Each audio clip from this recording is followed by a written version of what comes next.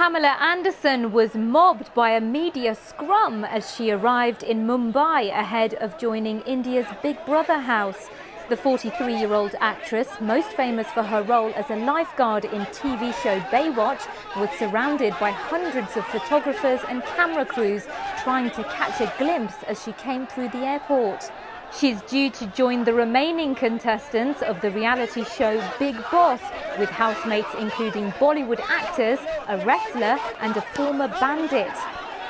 The star looked shaken as she was crushed by the crowd, but her security eventually pushed through the scrum to another exit.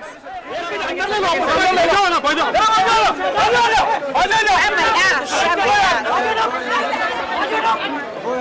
my gosh.